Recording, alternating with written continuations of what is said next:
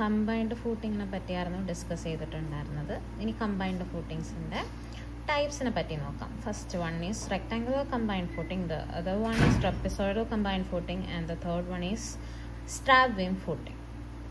ആദ്യത്തത് rectangular combined footing. Rectangular combined footing എന്ന് പറഞ്ഞാൽ ഫൂട്ടിങ്ങിൻ്റെ പ്രൊജക്ഷൻസ് റെസ്ട്രിക്റ്റ് ചെയ്യുന്നുണ്ട്, പ്രോപ്പർട്ടി ലൈനിനോട് അടുത്ത് വരിക, അങ്ങനത്തെ ഒക്കെ കേസസിൽ ആണ് നമ്മൾ റെക്ടാങ്കുലർ കമ്പൈൻഡ് ഫൂട്ടിങ്സ് മെയിനായിട്ട് യൂസ് ചെയ്യുന്നത്. അടുത്തതെന്ന് പറഞ്ഞാൽ trapezoidal combined footing. Trapezoidal combined footing എപ്പോഴാണ് യൂസ് ചെയ്യുകയെന്ന് വെച്ചാൽ, ഒരു കോളത്തിൽ വരുന്ന ലോഡ് മച്ച് ഹയർ, ഒരുപാട് കൂടുതലാണ്, അടുത്ത കോളത്തിൽ വരുന്ന ലോഡിനേക്കാളും ഒരുപാട് കൂടുതലാണെങ്കിൽ നമ്മൾ യൂസ് ചെയ്യുന്ന കൈൻഡ് ഓഫ് ഫൂട്ടിംഗ് ആണ് ട്രപ്പിസോയിഡൽ കമ്പൈൻഡ് ഫൂട്ടിംഗ്. അടുത്തത് എന്ന് പറയുന്നത് സ്ട്രാപ്പ് ബീം കമ്പൈൻഡ് ഫൂട്ടിംഗ്. അതെന്ന് പറഞ്ഞാൽ ഒരു കോളം ഇതേപോലെ പ്രോപ്പർട്ടി ലൈനിലേക്ക്, അതായത് വേറൊരാളുടെ പ്രോപ്പർട്ടിയിൽ, നമ്മുടെ പ്രോപ്പർട്ടിയിലല്ല വേറൊരാളെ പ്രോപ്പർട്ടിയിലേക്കും കൂടെ കയറി പോകുന്ന രീതിക്ക് നിൽക്കുകയാണെങ്കിൽ, അതിൻ്റെ ഫൂട്ടിംഗ് കയറി പോകുന്ന രീതിക്ക് നിൽക്കുകയാണെങ്കിൽ നമ്മൾ ഫൂട്ടിംഗ് പ്രൊവൈഡ് ചെയ്യും. ഫൂട്ടിംഗ് പ്രൊവൈഡ് ചെയ്തിട്ട് ഒരു ബീം അടുത്ത ഫൂട്ടിങ്ങുമായിട്ട് ഈ ഒരു ഫൂട്ടിങ്ങിനെ കണക്ട് ചെയ്യാൻ വേണ്ടിയിട്ട് നമ്മളൊരു ബീം പ്രൊവൈഡ് ചെയ്യും. ആ ഒരു കൈൻഡ് ഓഫ് ഫൂട്ടിങ്ങിനെ കൈൻഡ് ഓഫ് കമ്പൈൻഡ് ഫൂട്ടിങ്ങിനെ വിളിക്കുന്നതാണ് സ്ട്രാപ്പ് ബീം കമ്പൈൻഡ് ഫൂട്ടിംഗ്. ഇവിടെ എഴുതിയിട്ടുണ്ട്.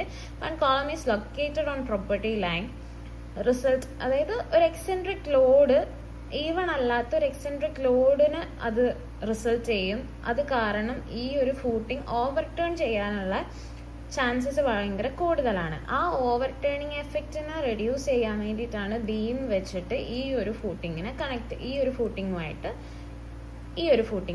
ചെയ്യുന്നത്. ഇങ്ങനെ ചെയ്യുന്ന ഒരു ഫൂട്ടിങ്ങിനെ നമ്മൾ പറയുന്ന പേരാണ് സ്ട്രാപ്പ് ബീം കമ്പൈൻഡ് ഫൂട്ടിങ്. അടുത്ത ഫൂട്ടിംഗ് ആണ് ഡീപ്പ് ഫൗണ്ടേഷൻ്റെ അടുത്ത ഫൂട്ടിംഗ് ആണ് സ്ട്രിപ്പ് ഫൂട്ടിംഗ് എന്ന് പറയുന്നത്. അതിനെ കണ്ടിന്യൂസ് വാൾ ഫൂട്ടിംഗ് എന്നും പറയുന്നുണ്ട്. ഒരു വാളിൻ്റെ അടിയിൽ ഒരു ലോങ് മേസണറി വാൾ അല്ലെങ്കിൽ RCC വാളിൻ്റെ ത്രൂ ഔട്ട് ലെങ്ത്തിൽ പോകുന്ന കൈൻഡ് ഓഫ് ഫൂട്ടിങ്ങിനെ വിളിക്കുന്ന പേരാണ് സ്ട്രിപ്പ് ഫൂട്ടിംഗ് എന്ന് പറയുന്നത്. അതിന് കണ്ടീഷൻ എന്താണെന്ന് വെച്ചാൽ, ഫൂട്ടിങ്ങിൻ്റെ വിഡ്ത്ത് എന്ന് പറയുന്നത് വാളിൻ്റെ വിഡ്ത്തിനേക്കാളും ട്വൈസ് ആയിരിക്കും, അല്ലെങ്കിൽ അതിനേക്കാളും കൂടുതലായിരിക്കും. ഇതാണ് ഫൂട്ടിങ്. വാളിൻ്റെ ത്രൂ ഔട്ട് ലെങ്ത്തിൽ പോകുന്ന ഫൂട്ടിങ്സിനെ പറയുന്നതാണ് സ്ട്രിപ്പ് ഫൂട്ടിംഗ് എന്ന് പറയുന്നത്. അടുത്തതാണ് റാഫ്റ്റ് ഫൂട്ടിംഗ്. റാഫ്റ്റ് ഫൂട്ടിംഗ് എന്ന് പറയുന്നത് ഒരു വലിയൊരു സ്ട്രക്ചറിൻ്റെ അടിയിൽ മൊത്തത്തിൽ ആ സ്ട്രക്ചറിനെ മൊത്തത്തിലെ കവർ ചെയ്തൊരു ഫൗണ്ടേഷൻ കൊടുക്കുമ്പോൾ ഓരോ കോളത്തിൻ്റെ അടിയിലും ഇൻഡിവിജ്വൽ ഫൂട്ടിങ്സ് നമുക്ക് പ്രൊവൈഡ് ചെയ്യാൻ പറ്റാത്ത സിറ്റുവേഷൻസ് വരുമ്പം, അല്ലെങ്കിൽ അലൗബിൾ SPC എന്ന് പറയുന്നത് സോയിൽ ബിയറിംഗ് കപ്പാസിറ്റി കുറവാണെങ്കിൽ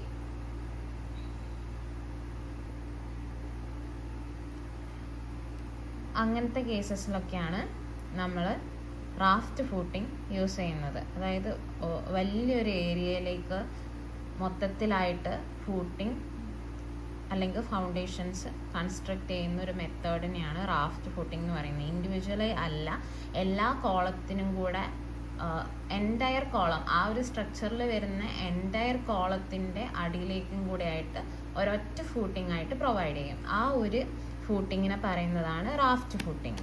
അത്രയാണ് ഷാലോ ഫൗണ്ടേഷൻ്റെ അണ്ടറിൽ വരുന്ന 4 ഫൗണ്ടേഷൻസ് എന്ന് പറയുന്നത്. ഫസ്റ്റ് വൺ ഓൾറെഡി പറഞ്ഞു. ഫസ്റ്റ് വൺ എന്ന് പറയുന്നത് ഇൻഡിവിജ്വൽ ഫൂട്ടിങ്ങിനെ പിന്നെയും നമ്മൾ 3ആയിട്ട് ക്ലാസിഫൈ ചെയ്തു. അത് കഴിഞ്ഞിട്ട് കമ്പൈൻഡ് ഫൂട്ടിങ്ങിനെയും നമ്മൾ 3ആയിട്ട് ക്ലാസിഫൈ ചെയ്തു. പിന്നെ സ്ട്രിപ്പ് ഫൂട്ടിംഗ്, അടുത്തതാണ് റാഫ്റ്റ് ഫൂട്ടിംഗ്.